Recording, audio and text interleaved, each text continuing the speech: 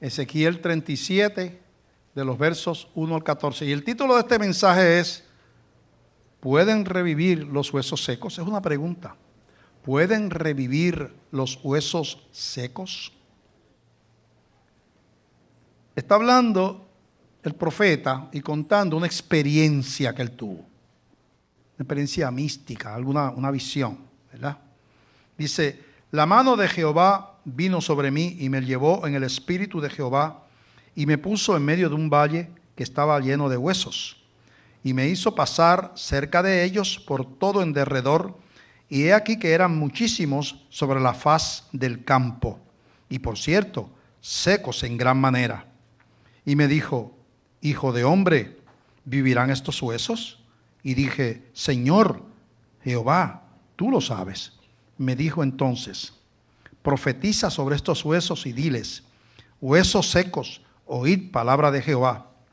Así ha dicho Jehová el Señor a estos huesos: he aquí yo hago entrar espíritu en vosotros y viviréis. Y pondré tendones sobre vosotros y haré subir sobre vosotros carne y os cubriré de piel y pondré en vosotros espíritu y viviréis y sabréis que yo soy Jehová. Profeticé pues como me fue mandado, y hubo un ruido mientras yo profetizaba. Y he aquí un temblor, y luego los huesos se juntaron cada hueso con su hueso. Y miré, y he aquí tendones sobre ellos, y la carne subió, y la piel cubrió por encima de ellos, pero no había en ellos espíritu. Y me dijo: profetiza al espíritu, profetiza, hijo de hombre. Y di al espíritu: así ha dicho Jehová el Señor: espíritu, ven de los cuatro vientos y sopla sobre estos muertos y vivirán. Y profeticé como me había mandado, y entró espíritu en ellos, y vivieron, y estuvieron sobre sus pies un ejército grande en extremo. Me dijo luego: hijo de hombre, todos estos huesos son la casa de Israel. He aquí ellos dicen: nuestros huesos se secaron y pereció nuestra esperanza, y somos del todo destruidos. Por tanto, profetiza y diles así: así ha dicho Jehová el Señor: he aquí yo abro vuestros sepulcros, pueblo mío, y os haré subir de vuestras sepulturas, y os traeré a la tierra de Israel, y sabréis que yo soy Jehová, cuando abra vuestros sepulcros, y os saque de vuestras sepulturas, pueblo mío. Y pondré mi espíritu en vosotros y viviréis, y os haré reposar sobre vuestra tierra, y sabréis que yo Jehová hablé y lo hice, dice Jehová. Padre, te damos gracias por esta palabra. Señor, añade bendiciones a ella, Señor. En el nombre de Jesucristo nos ponemos en tus manos. Queremos aprender de ti, Señor. Ayúdanos, Padre, a entender tu palabra. Amén, Señor. Gloria al Señor. Vamos a ver el contexto histórico del libro de Ezequiel. El libro de Ezequiel fue escrito al pueblo de Judá, al reino de Judá, que estaban exiliados en Babilonia. Los israelitas se habían dividido en dos reinos. Después de la muerte de Salomón, pues su hijo Roboam, un muchacho insensato, que no tenía ni la devoción ni la sabiduría que tuvieron su padre, aunque su padre después también resbaló y cometió errores y se apartó mucho de Dios, Salomón, pero que era un adorador, había sido un adorador, ¿verdad? Pero él no tuvo ni la experiencia de David ni la de Salomón. Y cuando murió Salomón, que era joven todavía, comenzó a reinar, y en vez de escuchar los consejos de los hombres maduros, él tenía un grupo de amigos jóvenes, y esos amigos jóvenes se convirtieron en sus consejeros y llevaron a Roboam a tomar decisiones equivocadas. No tenía el respeto por Dios que tenía que tener, y entonces se rebeló parte del pueblo que había estado unido bajo Salomón. La edad de oro del pueblo hebreo fueron los tiempos de David y Salomón, ¿verdad? Esos dos reyes, David y Salomón. Y se levantó un hombre llamado Jeroboam, un líder también del pueblo, y se llevó a todas las tribus, a la tribu de Judá. Entonces se dividió el reino en el reino de Israel y en el reino de Judá, ¿verdad? Ese reino de Judá, pues, empezó dirigido por Roboam y después otros reyes que siguieron rebeldes y cometiendo errores y uniéndose a las prácticas paganas de las naciones y bueno, hicieron cosas terribles. Fue desagradando a Dios hasta que Dios envía al profeta Ezequiel, que es el profeta que les advierte sobre la destrucción, el exilio y la derrota a mano de los caldeos, que son la gente de Babilonia. Ellos no escuchan tampoco al profeta y eventualmente sitian los caldeos, la gente de Babilonia, hacen sitio de la ciudad de Jerusalén, conquistan a la tierra de Judá, se llevan cautiva a la nación menos a los pobres de la tierra. Los dejaron. Se llevaron a la nación, una nación presa, prácticamente como esclavos, a la tierra de los caldeos o de la gente de Babilonia. Es a esa gente, en ese contexto donde los israelitas que ven desaparecer toda la gloria anterior y ven derrumbarse hasta el punto de ver la destrucción de la ciudad donde era el centro de adoración de ellos, inclusive la destrucción del templo y todas esas cosas. Ellos ven todo eso y después son esclavos y están en una situación de total desesperanza. Ellos pensaron que todo había terminado, que no había reversa, que ellos iban a vivir el resto de la vida esclavos. Entonces, esa palabra de los huesos secos les dada, diciéndole el Señor, es como una parábola donde los huesos, dice en un lugar, estos huesos, el versículo 11, me dijo luego, hijo de hombre, todos estos huesos son la casa de Israel. He aquí ellos dicen, nuestros huesos se secaron y pereció nuestra esperanza y somos del todo destruidos. Ellos estaban entonces como en una total actitud de derrota, de que esto no tiene remedio, de aquí no nos saca nadie, esto no tiene reversa, el destino nuestro es ser esclavos aquí toda la vida. Entonces Dios le dice una promesa, aunque estés donde estés, yo te voy a levantar y cuando cambie tu corazón y ¿verdad? Yo tengo un camino de restauración para Israel, ¿verdad? Y entonces todo eso de revivir los huesos habla de un reflorecer y una esperanza para el pueblo de Israel. En gran medida eso se cumplió con la venida de Cristo. Porque la esperanza de Israel no era un reino terrenal como ellos creían. Eso fue lo que le preguntaron los discípulos a Cristo cuando Cristo, ¿verdad?, resucitó y se les aparece y le habla de predicar un reino, ir por el mundo, y le pregunta, ¿restaurarás el reino a Israel en este tiempo? En otras palabras, ¿sabe qué le estaban preguntando los apóstoles a Cristo? ¿Vas a volvernos a dar la gloria que tenía Salomón y David? Jesucristo le había dicho que el reino que él traía no era el reino de este mundo. Era otro tipo de reino. Todavía viene un reino glorioso de Dios. Pero no era. Cristo vino a traer salvación, vino a traer reconciliación con Dios y vino a darnos un espíritu, como le dio un espíritu ahí a esos huesos secos. El Señor vino a hacernos hijos por medio de la muerte de Cristo, a abrirnos el camino de la salvación para hebreos y gentiles, porque Dios no tiene dos pueblos como predican algunos.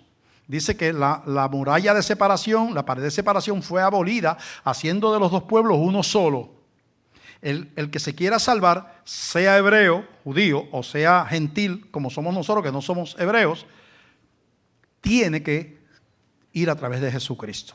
Porque Dios no tiene plan B, no tiene dos caminos. Ser hebreo no salva. De hecho, si hubiera sido así, ¿para qué predicarle el apóstol Pedro a los hebreos el día de Pentecostés si ellos eran hebreos? Entonces eran salvos. Si ser hebreo es ser salvo, pues aquella gente que estaba allí era salva por ser hebreo. Para ser salvo, tiene uno que arrepentirse y, como dijo Pedro a los que lo escuchaban, que era una audiencia hebrea, y recibir a Cristo, entregarle el corazón a Jesús. Entonces, ese es el contexto histórico de lo que acabamos de leer. Está dirigido a un pueblo en decadencia, que está preso, que está esclavo en un país, en una tierra extraña, que su nación quedó destruida atrás, quemada la ciudad, asolada el territorio. Y en esa condición, en esa desesperanza, es que viene esta palabra de esperanza. Y yo te digo este mensaje porque yo quiero hablar de que hay mucha semejanza con los juicios de Dios con el pueblo hebreo y lo que tengo convicción que Dios va a hacer con su iglesia en los últimos tiempos. Porque hay mucha coincidencia en lo que Dios demandó del pueblo hebreo y lo que Dios demanda con la nueva Israel, que somos la iglesia del Señor. Así que vamos a poner atención a eso. ¿Por qué Dios enviaba a esta nación al exilio? ¿Por qué Dios tomaba esa decisión? Dios tomaba esa decisión porque había rebelión contra Dios persistente, habían sido seducidos por las naciones paganas y las costumbres paganas, o sea, de gente que no era de Dios, ¿verdad? Habían adoptado costumbres paganas y habían también incurrido en la idolatría de esas naciones que eran naciones politeístas, que tenían montones de dioses, y muchos habían abandonado la adoración del único Dios verdadero para entrar en la adoración de dioses de las naciones que les rodeaban, que eran naciones paganas. Y todas esas cosas llevaron a que en un momento determinado Dios dijo, bueno, ahora viene el juicio, y mandó un profeta. Esto va a pasar porque ustedes han hecho esto, esto y esto y esto. Y como pasaba en muchísimos casos de la historia del pueblo hebreo, no escucharon a los profetas. Como pasa todavía. Los que predicamos, decimos verdades sacadas de la Biblia, que usted hasta las entiende, pero muchas veces los que escuchan la verdad, la entienden, hasta dicen, verdad, lo que dice ese pastor es verdad, pero entonces en la práctica de vida no adaptan, no conforman su estilo de vida a la verdad que se les predicó. Y entonces llega el momento que ya Dios, porque Dios no ve la religión como una asistencia a la iglesia. Dios, eso no es la parte importante de la fe. La Biblia nos manda a congregarnos, es en la iglesia donde aprendemos, nos preparamos para ir a hacer nuestro ministerio en el mundo, ¿verdad? Aprendemos lo que es bueno, lo que es malo, cómo ser padre, cómo ser esposo, que es un buen cristiano, ¿verdad? Y todo, un buen ciudadano, todas esas cosas se aprenden en la iglesia. Pero, Dios es un Dios de pacto, de relación personal. Lo individual toma lugar sobre lo colectivo. Por eso el Señor Jesucristo allá, cuando le hablaba a la iglesia, le decía, los fariseos les gusta mucho orar en público para que los vean.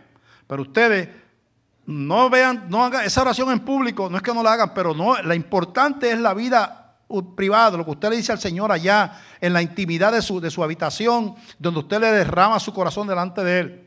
Y le gusta dar ofrenda y que todo el mundo los vea, y dar diezmo que todo el mundo los vea, para ser vistos por los hombres. Pero ustedes no, lo que den con la mano derecha, que no lo sepa a su izquierda, lo que den a la izquierda, que no lo sepa a la derecha, porque usted no da para buscar popularidad y que la gente lo reconozca.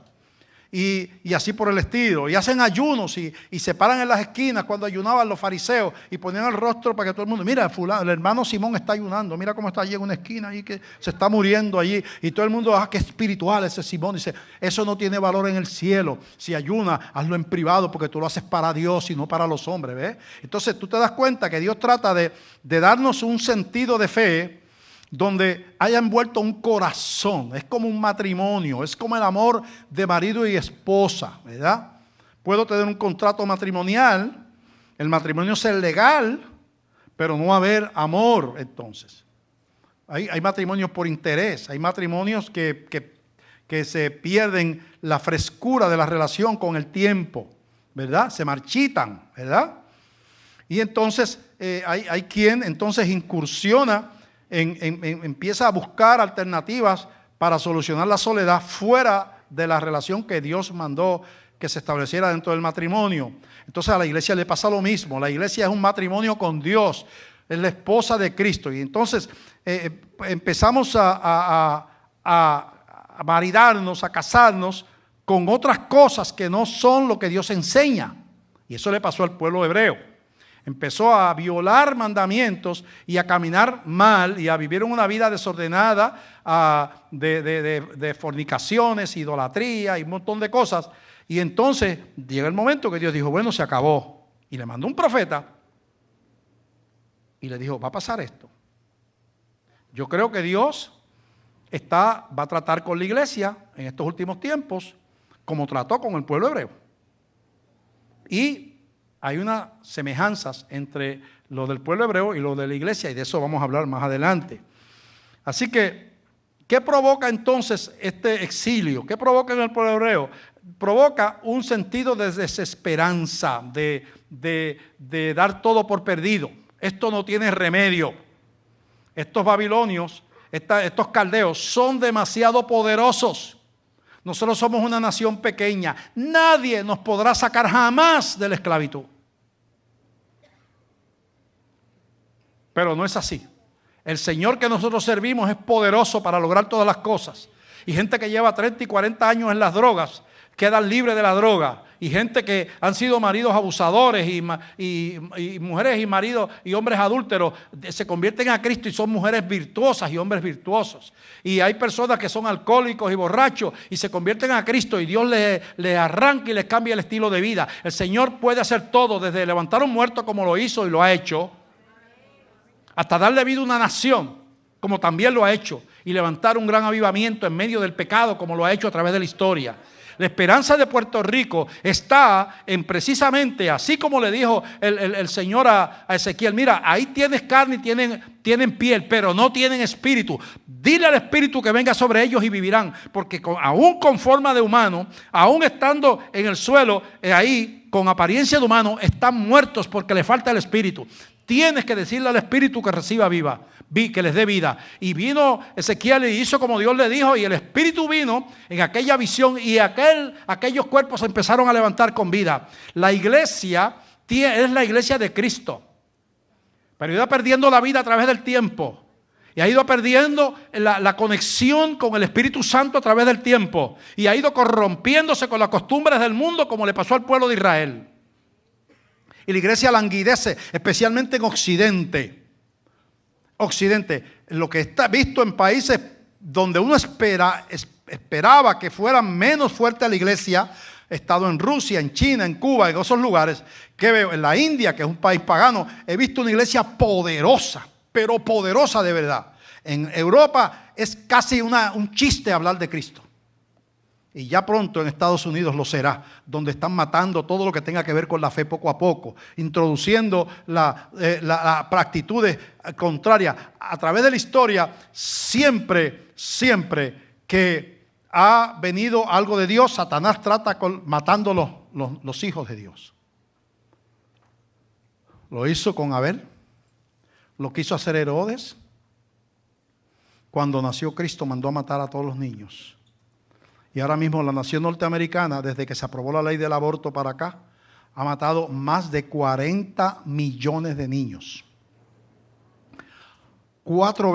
Más de 4 veces, los soldados que han muerto en todas las guerras de Estados Unidos desde la guerra civil para acá. Escucha, se han matado más niños en los últimos 50 años que todos los soldados norteamericanos que han muerto en la guerra civil, la Primera Guerra Mundial, la Segunda Guerra Mundial, la Guerra de Corea, la Guerra de Vietnam, la Guerra del Golfo, la Guerra de Irak y de Afganistán. Más de 4 veces los niños que han asesinado legalmente. Y eso inevitablemente tiene una reacción de Dios. Lo que pasa que, como vemos el debacle que está pasando en Puerto Rico y en Occidente, en Europa, se está hundiendo Italia, Portugal, y bueno, por ahí para abajo, quedan unos cuantos que les toca el turno después. La economía, los desastres naturales y otras maneras que Dios permite cuando los pueblos se rebelan contra Él. Pero los líderes que no tienen visión espiritual no disciernen las causas de la decadencia de la nación. Lo atribuyen a causa mundiales, a que el presidente Bush no era buen administrador, a que lo que pasa que no es culpa mía. Fortuño decía, no es culpa mía, es culpa de Aníbal Acevedo Vilá. No, era de Sila, decía Acevedo Vilá. Entonces García Padilla dice, no, era de Fortuño. Pero nadie ve la causa espiritual de que si Jehová no edifica la casa, en vano trabajan los que la edifican. Y que una nación como Estados Unidos, que el dinero crecía en los árboles, como dicen, nadie le ganaba una guerra, haya colapsado en 20 años. Y lo que le falta es espiritual. Y lo que está viniendo sobre Puerto Rico, los planes que hay de las leyes que tienen para enero, para legalizar los matrimonios del mismo sexo, enseñar obligatoriamente en las escuelas lo que llaman equidad de género, obligado, tú quieras o no quieras. Hay uno de los libros que tiene imágenes gráficas de cómo enseñar a masturbarse a los niños. Eso es ser adelantado. Y ya en Estados Unidos, que están enseñando en algunos lugares en Europa esas cosas, si tú no lo quieres, tienen que sacar al niño de la escuela o te meten preso. Ya lo han hecho en Massachusetts. Estamos viendo el florecer del auge, el avivamiento de lo demoníaco que está profetizado para los últimos tiempos.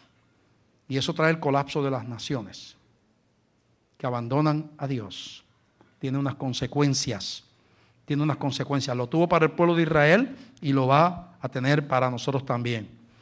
Así que Dios obra sobre pactos.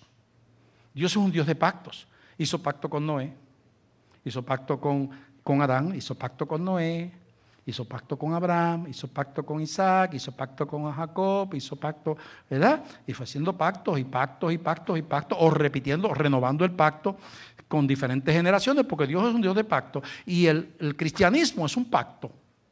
No es el pacto de la ley, es el pacto de la gracia, pero es un pacto. Y todos los pactos tienen condiciones, ¿verdad? Tienen los beneficios de los pactantes, ¿verdad?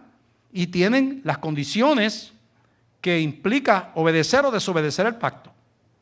Y el cristianismo es una situación, es una relación de pacto, donde tú estás, cuando tú le entregas la vida a Jesucristo de corazón, lo estás recibiendo como Salvador y Señor. No se puede dividir eso.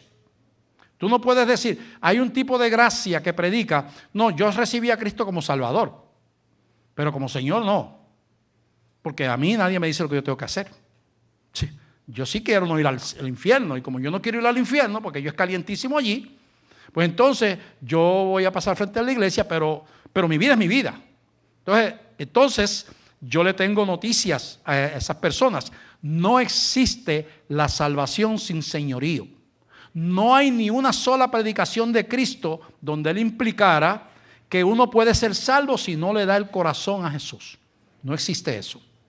Es una relación de pacto. Que uno falla y que el pacto es irrevocable y que si yo le di el corazón al Señor de verdad y le di mi vida, ¿verdad? Y yo amo al Señor y quiero servirle de corazón y me equivoco y hago algo que no debo, Dios me preserva y que Él me ayuda y me perdona y me ayuda a salir del hoyo y me recibe, todas esas cosas, porque eso es parte de la gracia.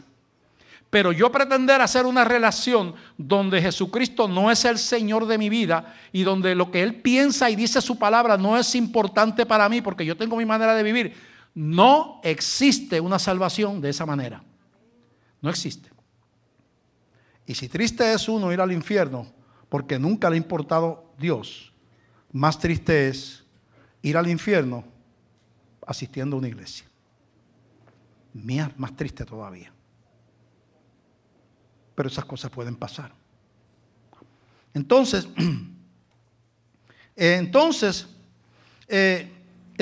quebrantamiento de los pactos trae consecuencias. Dios hizo un pacto con el pueblo hebreo. Vamos a ver allá en Éxodo 19.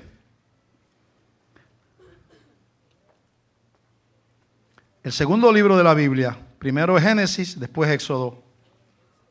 Éxodo capítulo 19, del 1 al 8.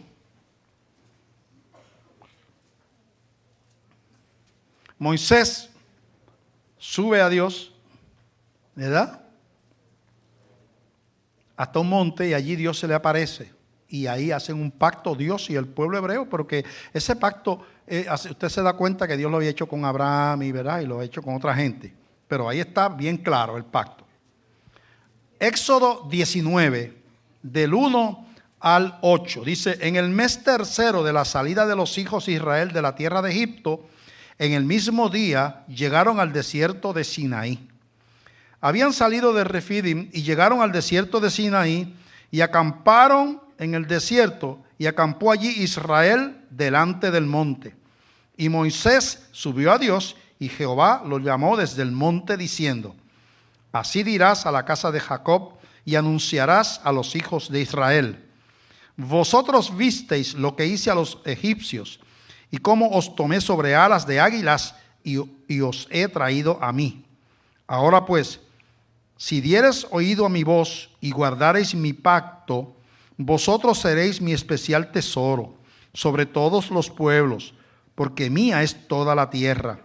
Y vosotros me seréis un reino de sacerdotes y gente santa. Estas son las palabras que dirás a los hijos de Israel. Entonces vino Moisés y llamó a los ancianos del pueblo y expuso en presencia de ellos todas estas palabras que Jehová le había mandado. Y todo el pueblo respondió a una y dijeron: todo lo que Jehová ha dicho haremos. Y Moisés refirió a Jehová las palabras del pueblo. Un pacto. El pacto, Dios le pone las condiciones: esto, ustedes van a ser mi especial tesoro, pero esto les demando. El pueblo escucha y dice: estamos de acuerdo, suena bueno. Pero ese es el pacto que habían violado y que los llevó al cautiverio, a la tierra de los caldeos en Babilonia. Entonces, cuando vemos las condiciones de este pacto que Dios dio ahí en Éxodo capítulo 19, vemos primero el versículo 5, dice: ahora pues, si diereis oído a mi voz y guardareis mi pacto. Entonces, una de las condiciones del pacto del pueblo hebreo era la palabra, lo que Dios decía. Oír la voz, quiere decir obedecer los mandamientos, guardar el pacto, ¿verdad? Lo primero. Lo segundo, ser sacerdotes. Dice en el versículo 6, la primera parte: y vosotros me seréis un reino de sacerdotes. ¿Qué es un sacerdote? Un sacerdote es un mediador, uno que intercede a favor del pueblo, de la gente.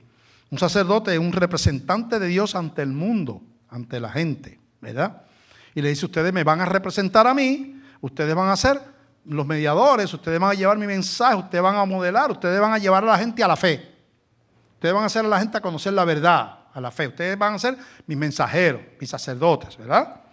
Bueno, lo tercero, dice versículo 6, la segunda parte del versículo 6, dice: y me será, dice, gente santa. La palabra santo en la palabra, la frase santa en la palabra, quiere decir generalmente gente separada para un propósito, gente especial, gente escogida. Todo el mundo cuando habla de santidad piensa en virtud, en comportamiento, ¿verdad? Pero eso incluye santidad también.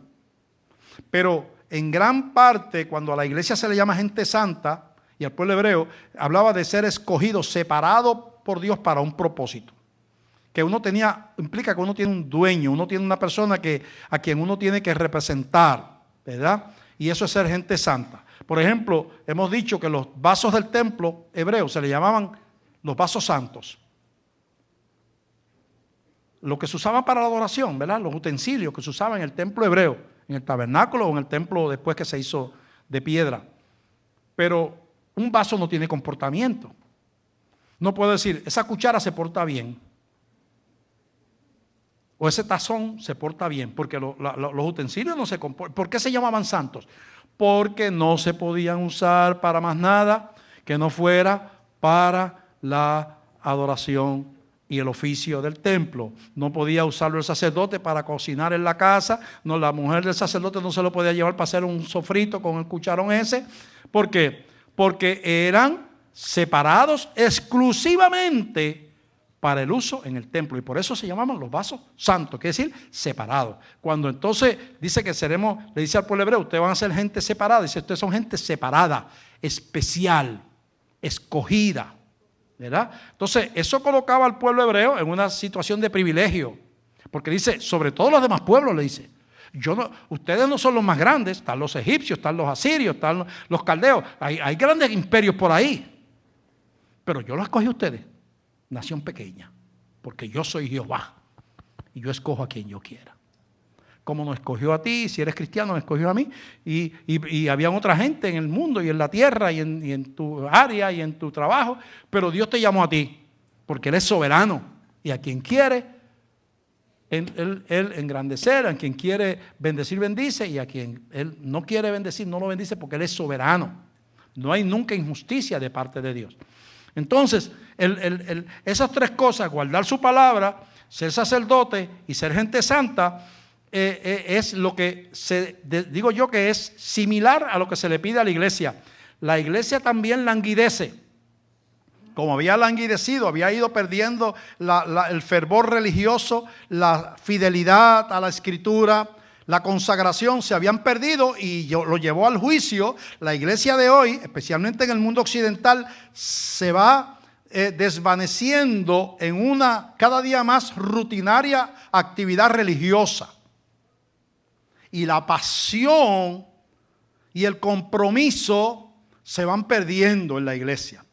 Y la iglesia está llena de gente que, como el pueblo hebreo, pensaban, como somos gente especial, no importa si nos ponemos a fornicar, no importa si nos ponemos a adorar lo material, no importa si adoptamos las costumbres de los egipcios o de los caldeos, no importa, porque Dios, esto no tiene consecuencias, porque Dios dijo que íbamos a ser gente especial. Y Dios le dijo, yo lo dije, pero le falta otra parte del pacto.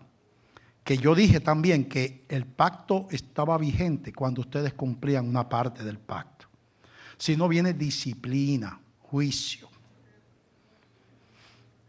Yo estoy convencido de que la iglesia tiene por delante, en los próximos 10 años, momentos de purificación por juicio y por prueba en Occidente. Ya eso está pasando allá, en África, ¿verdad? Eso está pasando, allá los queman, los matan. Pero acá, en Europa, Estados Unidos, en parte de América, la iglesia va a ser probada. Va a ser probada. ¿Por qué? Porque el pacto es muy similar. Vamos a ver si es verdad eso que yo estoy diciendo. En Primera de Pedro, capítulo 2, del verso 9 al 10, dice, Primera de Pedro 2, del 9 al 10, dice de la siguiente manera, mas vosotros sois linaje escogido. Mira a ver si te parece a lo que le estaba diciendo el Señor. Esto lo está diciendo ahora a la iglesia, ya después de la muerte de Cristo. Ya habían pasado muchos años después de la muerte de Cristo, ya la iglesia había pasado el Pentecostés. Está escrito esta epístola después de eso. Mas vosotros sois linaje escogido. Mira si se parece a lo que le dijo el Señor a los hebreos. Real sacerdocio, nación santa, las mismas tres cosas que le dijo allá en el pacto que hizo allá, que leímos en Éxodo. Pueblo adquirido por Dios para que anunciéis las virtudes de aquel que os llamó de las tinieblas a su luz admirable. Vosotros que en otro tiempo no erais pueblo, pero que ahora sois pueblo de Dios, que en otro tiempo no habíais alcanzado misericordia, pero ahora habéis alcanzado misericordia.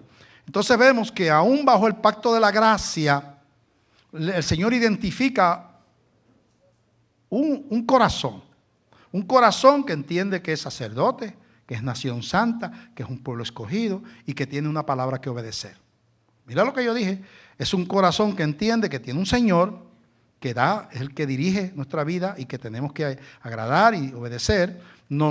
Ese pacto nos revela que somos gente escogida, especial, que Él nos escogió, no nosotros a Él, que somos gente separada para un propósito, que se llama gente santa, pueblo santo, que somos sacerdotes del Señor, que somos mensajeros y mediadores en un mundo de tinieblas, somos instrumentos de llevar verdad y luz al mundo, ¿verdad?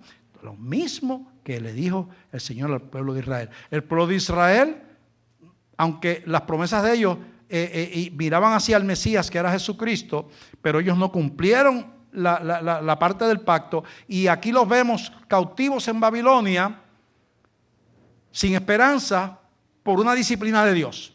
Dios no dijo, no fueron los caldeos fueron la mano de Dios, que Dios usó, pero fue Dios el que los llevó a la cautiverio. Entonces, lo que estamos diciendo es que Dios va a tratar con su iglesia en los últimos tiempos, porque la iglesia que el Señor Jesucristo viene a buscar va a pasar por una etapa de prueba.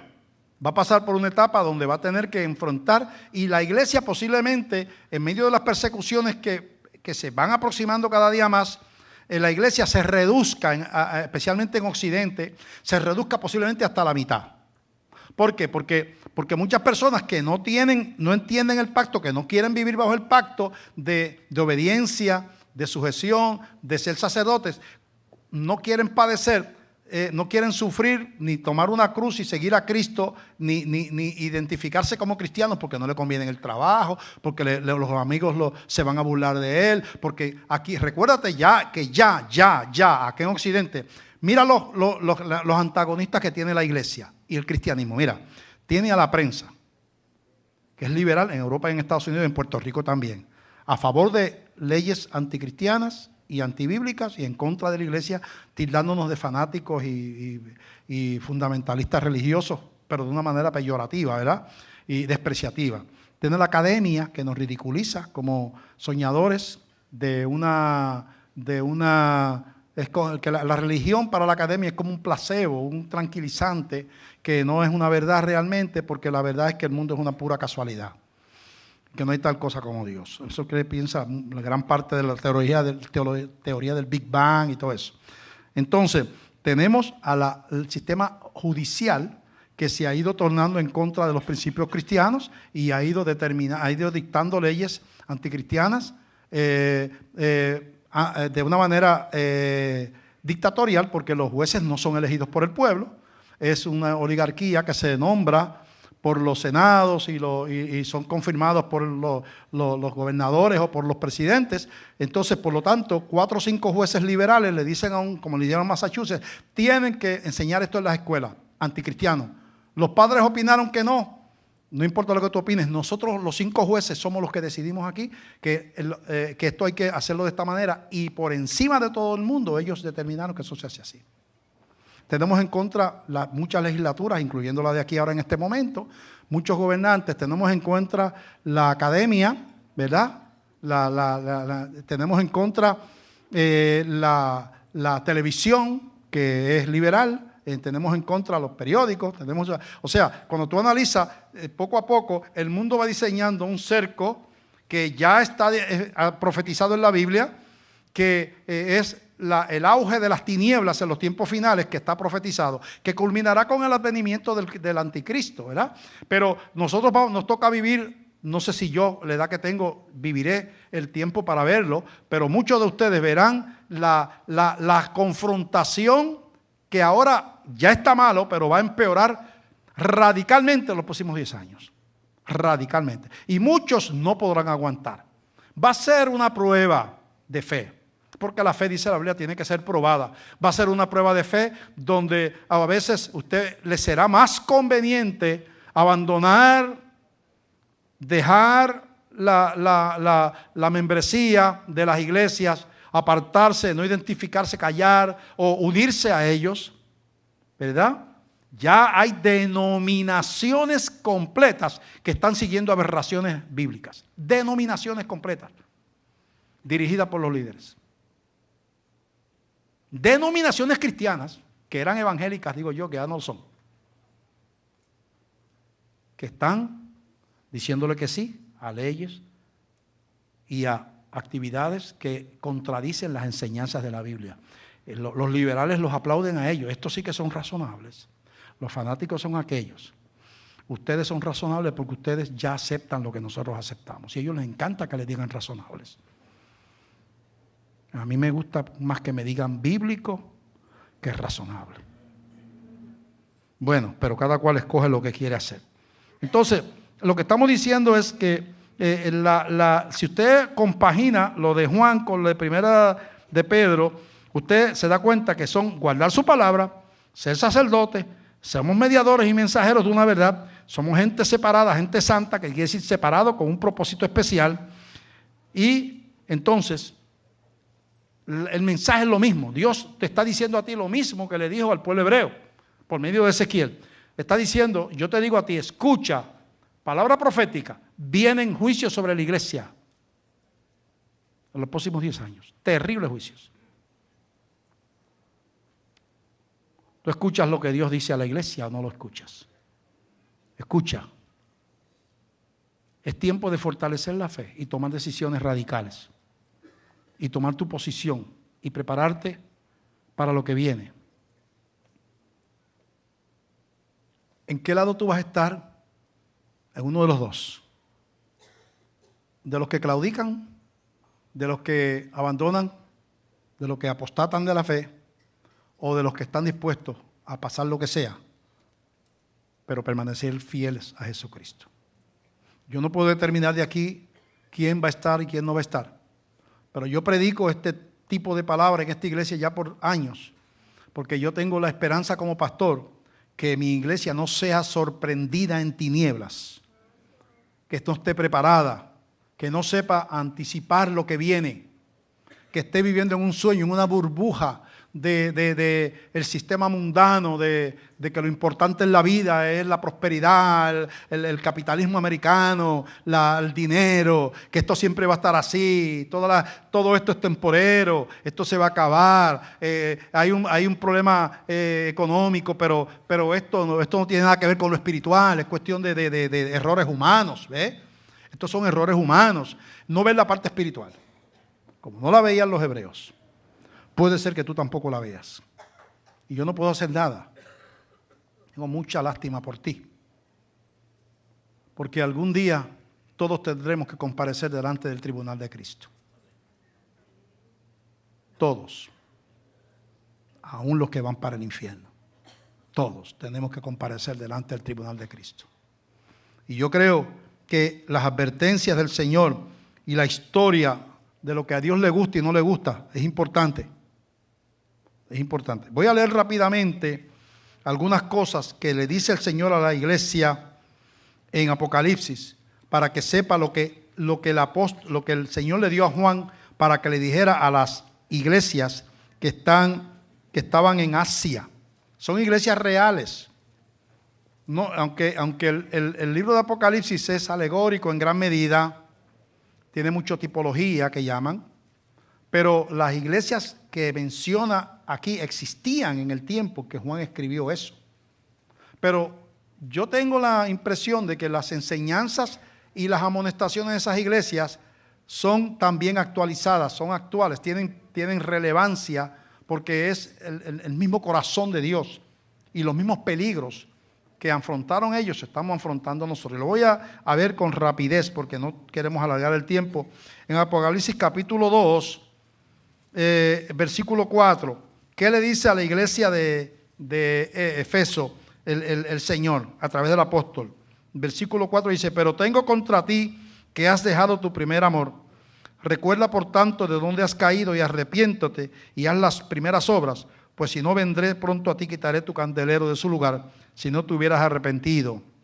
Eventualmente ese candelero que era la iglesia de Efeso se quitó. La iglesia de Efeso desapareció. El Señor cumplió su promesa para ellos. Pero llevándolo a la realidad nuestra, está hablando entonces de que la pérdida del primer amor. Primer amor. Hay que cultivar el primer amor, porque el primer amor se apaga. Yo hago mucha comparación entre el matrimonio y la relación con Dios. Por eso Dios utiliza al marido, el esposo, Cristo, y la esposa, la iglesia. La comparación, ¿verdad? Entre la iglesia y Cristo y el marido y la mujer, en varios lugares de la Biblia. Porque el amor se tiene que cultivar, y así es en el matrimonio. Si no se cultiva el amor y uno se deja llevar por la rutina, se va languideciendo el amor Se pierde la frescura de la relación, aquella pasión, aquella alegría de estar juntos, aquella alegría de compartir, ¿verdad? Y empezamos a pensar que lo importante es la nevera llena, la buena casa, el buen auto, que los muchachos tengan las cosas, que vayan a la escuela, pagar las cuentas y esto y lo otro, el trabajo, las obligaciones, progresar y esto. Y cuando venimos a ver, estamos dedicándonos a todos, menos a la persona que tenemos al lado. Y mucho de mi consejería tiene que ver con renovar ese primer amor. Y lo mismo pasa con nuestra fe. Nosotros no podemos sustituir una relación con Dios ni con cultos, ni con actividades religiosas, ni con membresías en iglesias. La única manera de cultivar una relación es cultivando una relación de persona a persona. Y eso implica adoración y oración y la palabra de Dios. 3 cosas. La palabra, la oración y la adoración. Y es algo que es personal. Es una relación personal. Y Dios le está diciendo a esta iglesia, ustedes una vez estuvieron enamorados de mí, pero ya no me aman como me amaban antes. Si aquí hay alguna persona que ha pasado o está pasando por ese proceso, Dios le está hablando en este momento. Con dolor en el corazón, Dios te dice, tengo contra ti que has dejado tu primer amor. ¿Qué te ha pasado que ya no me buscas? ¿Qué te ha pasado ¿Qué te ha pasado que te has alejado? Entonces, lo que estamos diciendo es, si las cosas que se le demandó al pueblo de Israel se le demandan similares a los cristianos, y el vivir ignorando el reclamo de Dios del pacto aquel, que aunque no era el pacto de la gracia, pero era un pacto, le provocó lo que sucedió en el tiempo de Ezequiel con el exilio. La pregunta es, ¿ignorará Dios el reto y el reto de la iglesia de este tiempo a los mandamientos del Señor? No tiene precio eso. ¿Ignorará Dios el desvarío de las naciones que se levantan en contra de Dios? ¿Le saldrá gratis eso? ¿Sale gratis vivir retando a Dios? Esa es la pregunta. Y yo no voy a contestar esa pregunta. El mensaje te la conteste. Pero yo sí voy a hacer una pregunta ahora y voy a terminar.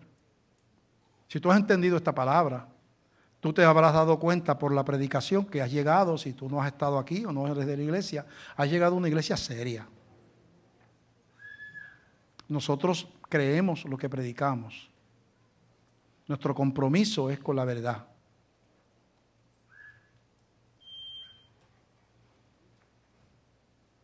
Queremos bendecir a la gente abriéndole los ojos a lo que dice la Escritura sobre lo que es la verdad de Dios. Y eso lo hemos hecho en el día de hoy.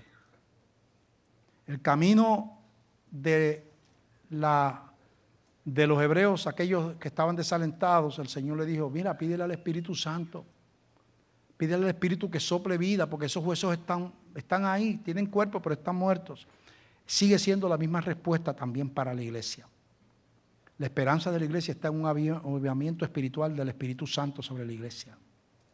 Ningún gobierno, ningún sistema político o económico puede arreglar vidas ni naciones, especialmente en estos tiempos de juicio en que estamos entrando. Solamente Dios lo puede hacer. Puerto Rico no necesita cambiar, no es cuestión de que vamos a encontrar la solución en que cambien a Obama o que cambien el otro. Habrán unos mejores que otros, pero la esperanza de Puerto Rico es un gran avivamiento espiritual. Ya ha ocurrido en la historia. Es una intervención sobrenatural del Espíritu Santo. Nosotros necesitamos una visitación de Dios a este país. Este país se está yendo por el agujero de la perdición. No podemos contar con la gente que no tiene visión espiritual, porque en parte ellos son causantes de que se esté yendo por el agujero. Y de eso incluye todos los partidos. La alternativa está en Dios. Iglesia de Glenview, iglesia que nos ve por los medios de comunicación. Es tiempo de clamar a Dios para que Dios envíe un despertar espiritual sobre la iglesia. Que Dios estremezca a las naciones y que Dios reviva lo que está languideciendo. Que el Espíritu sople sobre la iglesia como sopló sobre los huesos secos. Y yo le garantizo que si el Espíritu sopla sobre la iglesia va a levantarse victoriosa. Hay mucho padecer por delante. Y el Señor, cuando preparó a la iglesia en el primer siglo para lo que iba a venir, no los envió sin que antes subieran al aposento alto. Y le dijo, y recibirán poder de lo alto y vendrá el Espíritu Santo sobre ustedes para que me sean mártires, testigos. Necesitan el poder del Espíritu Santo. Nosotros necesitamos el poder del Espíritu Santo para ser testigos en el tiempo que viene. Yo voy a terminar preguntando primero, ¿hay alguna persona aquí que entiende que no ha establecido una relación personal con Cristo? No recuerda haber entregado su corazón al Señor y no hacer una profesión de fe. No le estoy diciendo que usted es ateo, le estoy diciendo que usted no recuerda haber confesado a Cristo como su Salvador públicamente en ninguna ocasión. Y hoy Dios le ha hablado. No es un mensaje de motivación, es un mensaje de palabra de Dios. Dios le ha hablado hoy. Si Dios le ha hablado y usted entiende que para usted afrontar los tiempos que vienen, usted necesita esa salvación de su alma y ese Espíritu Santo morando en usted. Usted quiere recibir a Cristo como Señor. Yo le voy a pedir que usted levante su mano allí donde está y le entregue su vida y sus pecados a Cristo. La decisión más importante que todo hombre puede tomar es entregar el corazón a Jesús. Él nos ayudará en nuestra debilidad. Hay alguien que allí donde está le dice, Señor, yo te entrego mis pecados, mi vida, salva mi alma. Jesús dice, el que a mí viene, yo no lo echo fuera. Solamente Él pide que seamos sinceros y que le demos el corazón. No nos pide que seamos perfectos, porque si fuéramos perfectos no tendríamos que arrepentirnos. Pero por cuanto somos pecadores, tenemos que proceder al arrepentimiento.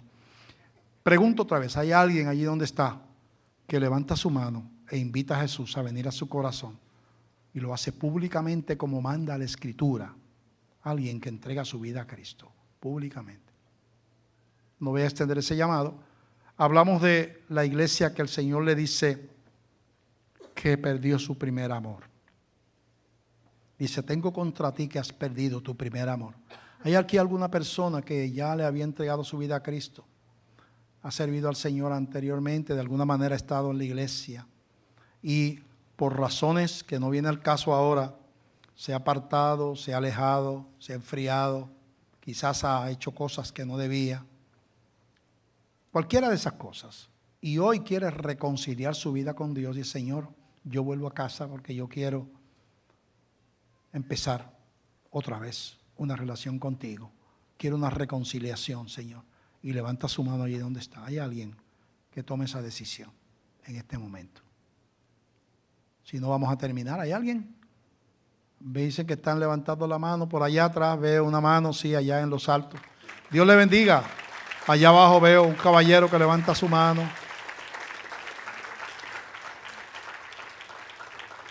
Esas manos, allá, ¿dónde vas? Por ahí. Dios le bendiga, señora. Alguien más, allí donde está, le dice con su mano, allí veo o también, allí que está levantando un caballero, puede bajar su mano. Alguien más allí donde está, le dice, Señor, yo no quiero vivir lejos de ti. Quiero esa comunión que tú hablas en tu Biblia. Quiero renovar el primer amor. Y hoy te pido perdón y quiero reconciliarme contigo. Veo una mano por allí, Dios le bendiga. Dios le bendiga. ¿Alguien más? ¿Alguien más? ¿Alguien más? Dios le bendiga. Dios le bendiga. ¿Alguien más? ¿Alguien más? Estamos llamando a reconciliación. ¿Alguien más? Voy a llamar por última vez. Si Dios te está llamando, tú has estado alejado y quieres regresar, quieres cambiar, quieres ayuda espiritual de parte de Dios, y nuestra también, pero de parte de Dios. Y dice, Señor, aquí estoy. No he sido lo fiel que debía haber sido, pero quiero pedirte que me recibas otra vez. Y Dios promete hacerlo, ¿verdad? Pero nosotros nos quebrantamos y nos humillamos y le pedimos al Señor que lo haga. Hay alguien que tome esa decisión. Lo hace levantando su mano allí donde está, en este momento. Todas esas personas que levantaron la mano, yo le voy a pedir que por favor pasen acá al frente. Vamos a orar por ustedes. No sé a quién tengo por ahí de los ministros.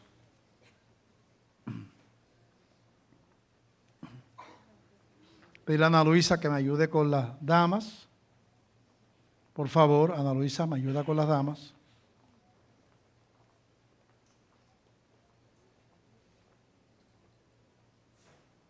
Vamos a pedirle a Iván Cosme, por favor, que me ayude con los caballeros.